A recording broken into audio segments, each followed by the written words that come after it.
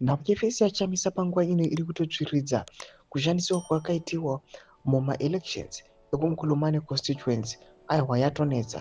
Takuona kuti advocate Tavani Mpofu anozivikanwa nemukurumbira panguva ino uye achikomenda pamusoro penhau iyi zvatoshamisa kuonekwa kunzi varume vakuru vanasingizosha bangwe nemalegislators avo hamene kuti mafesi avo akaita sei zvinoita kuti vanyare kumashandisa nawo vachishandisa fesi yaadvocate Nelson Chamisa. Dzadabina mashoko anomanyigwa panguva ino advocate Tavani Mpofu not for subscribe or like out on the bell icon.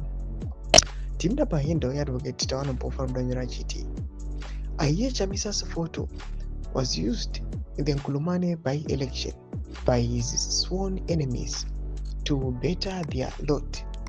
Whilst that sleazy stand is beneath contempt, it raises the unsettling prospect that he may one day be pitted against his own face. When you have a Zek that sees nothing wrong with this bottom of the barrel behavior, we must kiss goodbye to the prospects of a proper election in Zimbabwe. Ndomashoko anoitwa panguva ino neTavani Mpofu.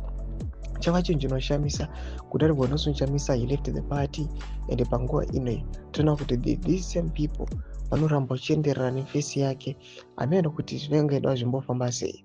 On the other hand, kuri kuonekwa kunzi Zeko zvekare inoonawo the same mistakes but inongonyarara nekusiya zvakadaro, and then people they trust the same system vachitoexpecta kuti aiwa tinoto expecta proper outcomes from the same electoral commission. Chinova chinhu chashamisa vanhu panguva ine kunyasi kuonekwa kunzi neZekiwo zvayo inenge inotoonekwa kunzi haisitoriwo credible. Imbotise mafungiro enyu moti kudii pamusoro pechitiko ichi. Kuna comment section medu mafungiro enyu, so subscribe or like pamwe chete nekuturn on the bell icon.